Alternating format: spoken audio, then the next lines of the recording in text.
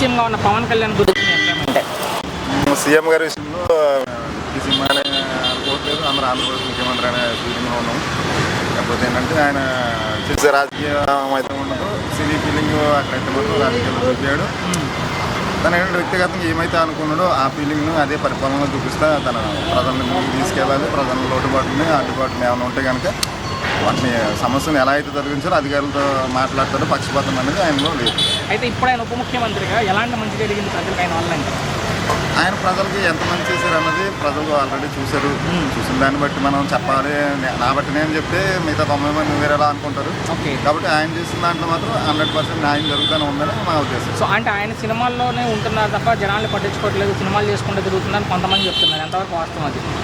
Cinema field అనేది ఆయన జీవితం. ఓకే, రాజకీయం అనేది తన ఒక ప్రజలకు మంచి చేయాలని వచ్చిన ఒక అడుగు. సినీ ఫీల్డ్ అన్నది తను ఎప్పుడైతే తను రావడమే సినీ ఫీల్డ్ నుంచి వచ్చాడు, ఆ కుటుంబమే సినీ ఫీల్డ్లో ఉన్నది.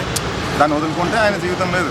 అలాగనే వదిలేసి నేను నా పని నేను తీసుకుపోతానంటే ప్రజలకి న్యాయం చేసి లేడు కాబట్టి ఆయన ఇలా రాజకీయాలు రావాల్సి వచ్చింది. అంటే గతంలో 5 ఉప ముఖ్యమంత్రులు ఉన్నారు ఆంధ్రప్రదేశ్కి, ఇప్పుడు ఒక్కరే ఉన్నారు పవన్ కళ్యాణ్. ఆ 5 ఇప్పుడు ఇతనికి ఇద్దరి మధ్య ఏంటి తేడా గమనించారా?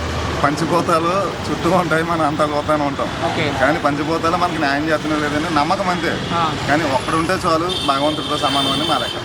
చివరికి ఒక మాటలో ఏం చెప్తారు పవన్ గురించి? ఒకే ఒక మాట మీద అవే ముఖ్యమంత్రి అవ్వాలని మా ఉద్దేశం. ఆయన అవుతాడని మా ఆశ.